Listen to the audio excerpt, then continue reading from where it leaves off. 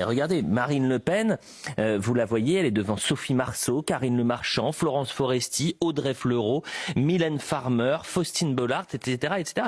Et c'est quand même, là pour le coup, c'est une bombe médiatique et aussi une bombe politique. De ce classement des personnalités préférées des Français, moi j'ai du mal à le prendre au sérieux quand je vois que Omar Sy est toujours aussi haut. Il a été premier pendant des années.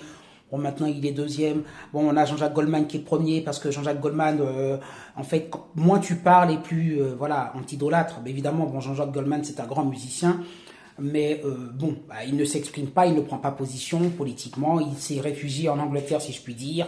Bon, du coup, voilà, il est idolâtré, idéalisé. Bon.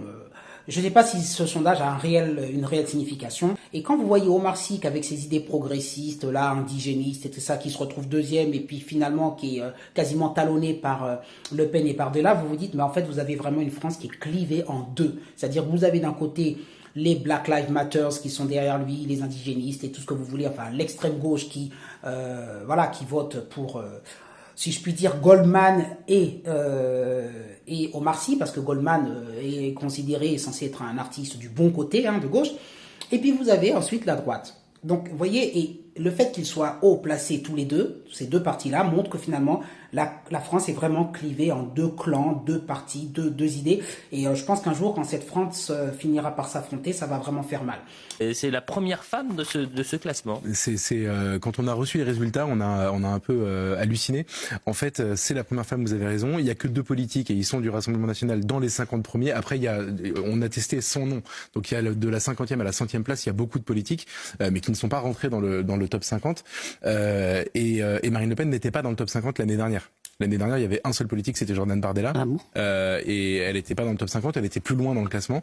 Et elle remonte, et je précise, parce que c'est la question que tout le monde m'a posée quand j'en ai parlé, c'est que ce sondage a été réalisé après le remaniement, après la nomination de François Bayrou, mais surtout après les réquisitions judiciaires dans son affaire. Vous imaginez qu'elle a gagné 61 places en l'espace d'un an. C'est très drôle quand on voit le classement, le top des politiques, mais là c'est vraiment le top en prenant juste les responsables politiques. Vous aviez donc Jordan Bardella, Marine Le Pen, et juste après, c'est qui, tiens, qu'on salue, un certain Philippe de Villiers.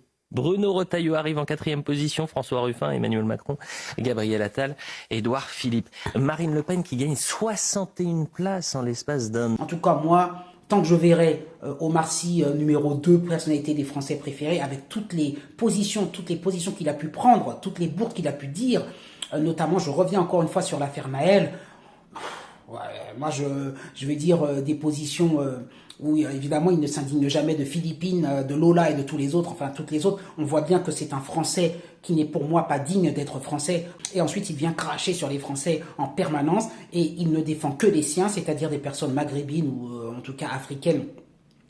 Comme je vous ai dit, il va s'indigner pour Naël parce que Naël était un maghrébin, mais jamais vous n'entendrez Omar Sy faire un tweet pour un blanc, tout simplement en français de souche ou pas, en tout cas un français blanc, parce que Philippines, Cato, blanche, tout ça, scout avec des valeurs françaises et tout ça. Non, ça, vous ne le verrez jamais s'indigner alors qu'elle a été zigouillée, surtout parce qu'elle a été zigouillée par une personne qui était justement d'origine étrangère, etc., avec les OQTF. Vous l'entendrez jamais. Et rien que cela me donne envie de vomir et de me dire comment un gars qui n'est pas du tout digne d'être français, puisqu'il pense avec la couleur de sa peau et il ne défend que les siens.